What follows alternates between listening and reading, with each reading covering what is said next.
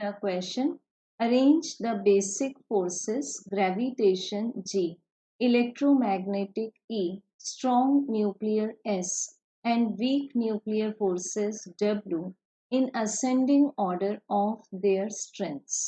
तो बच्चों given है हमें 4 रियल फोर्सेस। तो बेसिकली अगर हम चेक करें रियल फोर्सेस मींस अगर हम किसी इवेंट का रीजन बता सकते हैं on the basis of forces, तो those are called as real forces.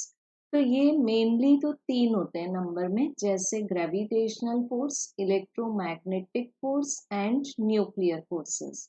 अब न्यूक्लियर फोर्सेस को फर्दर क्लासिफाई किया गया है weak nuclear forces and strong nuclear forces के फॉर्म में।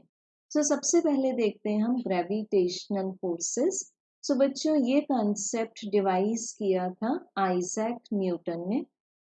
आइजैक न्यूटन के अकॉर्डिंग अगर दो पार्टिकल्स हैं of masses m1 and m2 and इनके बीच का डिस्टेंस है r, तो ये दोनों पार्टिकल्स एक दूसरे को हमेशा अट्रैक्ट करेंगे। Just note the words, always attractive होगा ये। m1 m2 को अपनी तरफ पुल करेगा, this force is force on second particle by first particle, vector form दिखा दिया है। और m2 m1 को अपनी तरफ अट्रैक्ट करेगा, this force is force on first particle by second particle. अब न्यूटन के अकॉर्डिंग ये दोनों फोर्सेस के मैग्नीट्यूड्स इक्वल होंगे because they form action and reaction pair, and magnitude is g m1 m2 divided by r square. अब जो ये g है, this is the gravitational constant जो पूरे यूनिवर्स में किसी भी पेयर के लिए कांस्टेंट होगा।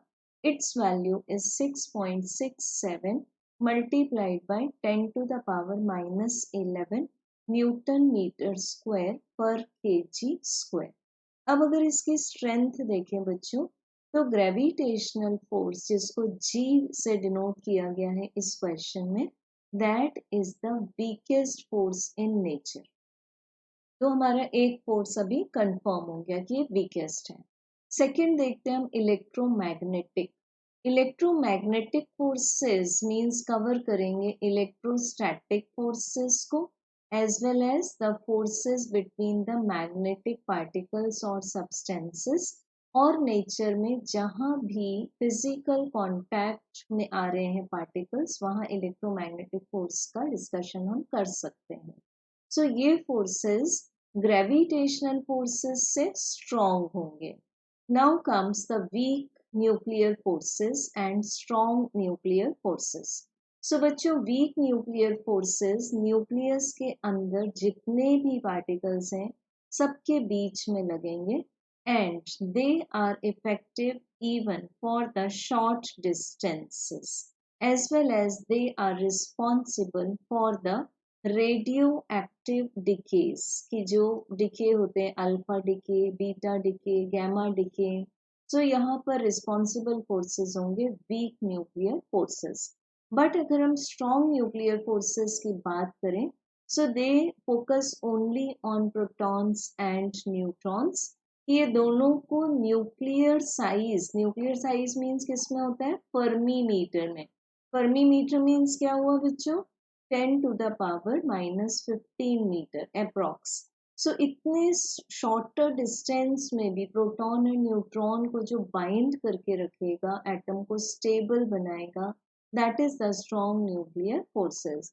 और अब अगर ये चारों फोर्सेस का ऑर्डर देखें, तो वीकेस्ट है ग्रेविटेशन, देन उससे स्ट्रॉन्गर है weak nuclear, then more strong electromagnetic, and strongest forces are the strong nuclear forces. इस ऑर्डर को जब हम चेक करेंगे GWES, we get correct answer as option number 2. Thank you.